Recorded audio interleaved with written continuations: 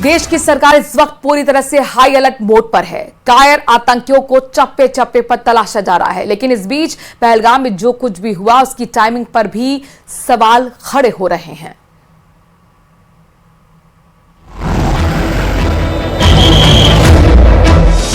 क्यों यही वक्त हमले के लिए चुना गया?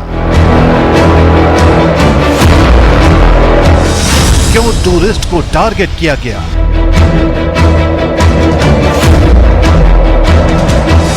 क्यों धर्म पूछकर लोगों को मारा गया? देश इस वक्त हाई अलर्ट मोड पर है। सुरक्षा बल चप्पे चप्पे पर आतंकियों की तलाशी कर रहे हैं। आतंक के खिलाफ बड़ी कार्रवाई की मांग की जा रही है।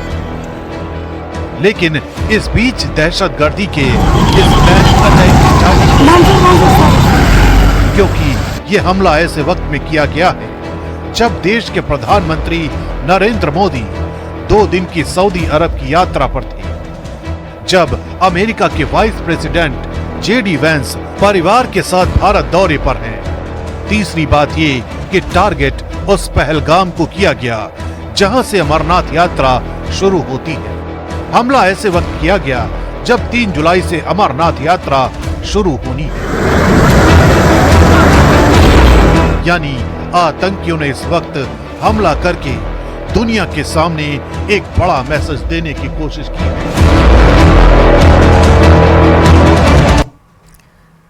पहलगाम हमले ने पूरी दुनिया को सकते मिला दिया है। सूत्रों के हवाले से खबर है कि इस हमले को ठीक वैसे ही अंजाम दिया गया जैसे हमास ने इजराइल में नरसंहार किया था।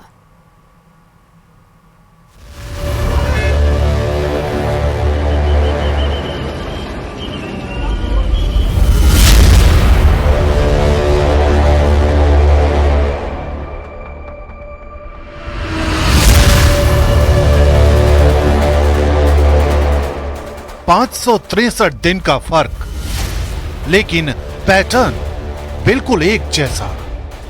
इन तारीखों के बीच एक लंबा अंतराल हो सकता है, लेकिन इन तारीखों में बहुत कुछ एक जैसा है।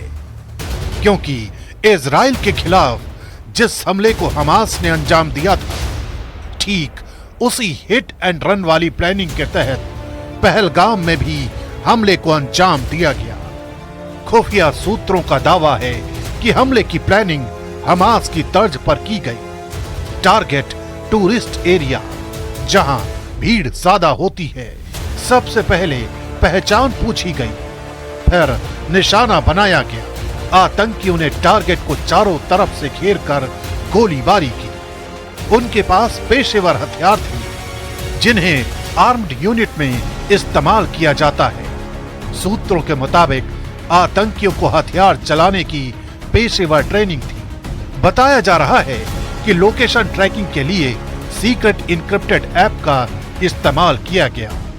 इजराइल पर 7 अक्टूबर 2023 को हमला हुआ था। उस दिन वहां धार्मिक त्योहार का मौका था।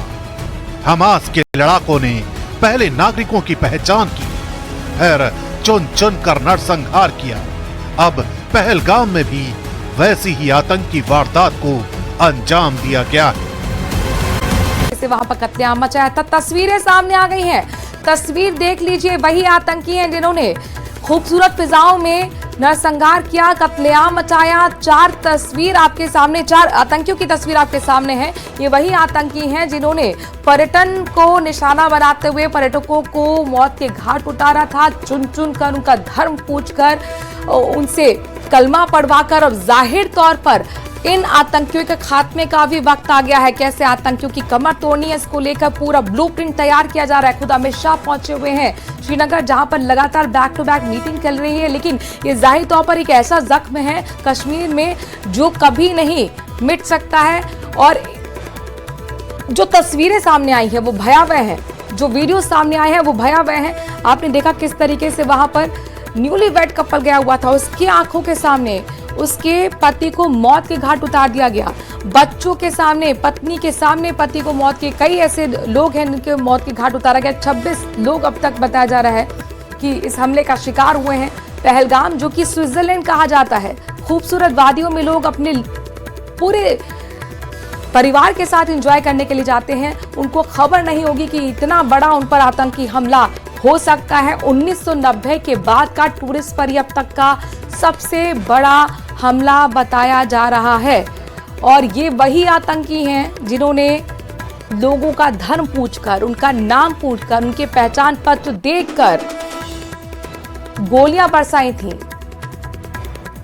और अब ये देश चाहता है कि इसका बदला लिया जाना चाहिए, आतंकियों की कमर तोड़ी जानी चाहिए। ये 4 आतंकी आप ध्यान से देख लीजिए, ये है पहलगाम हमले के गुनहगार। आतंकियों की तस्वीर अब सामने आ चुकी है। 4 आतंकी आपको दिख रहे होंगे। हालांकि अब तक की जानकारी मिल रही है कि 5 आतंकी इस पूरी घटना में शामिल रहे थे। ये वही गुनहगार हैं जिन्होंने धर्म पूछकर एक वहां टूरिस्ट को मौत के घाट उतारा था, पत्नियों को छोड़ दिया था, उनके बच्चों को छोड़ दिया था। परिवार के साथ सोचिए किस तरीके से कलेजा मुंह में आ जाए, परिवार के सामने आपके अपने को ही मौत के घाट उतार दिया जाए। वो दर्द कभी नहीं भूल सकता वो परिवार, वो देश नहीं भूल सकता जिसने ये सब कुछ देखा है। ऐसी ऐसी तस्वीरें सामने आई हैं कि कलेजा मुंह में आ जाए। ये वही आतंकी हैं। तस्वीर आप देख लीजिए, 4 आतंकी आपको दिख रहे होंगे। इन्होंने ही वहां पर पहचान पत्र देखकर, कलावा देखकर, धर्म पूछकर, चुन चुन कर टूरिस्ट को मौत के घाट उतारा था। उनके बच्चों के सामने उनके पिता को छलनी कर दिया था, पत्नी के सामने उसके पति को छलनी कर दिया था, मां के सामने उसके बेटे को छलनी कर दिया था।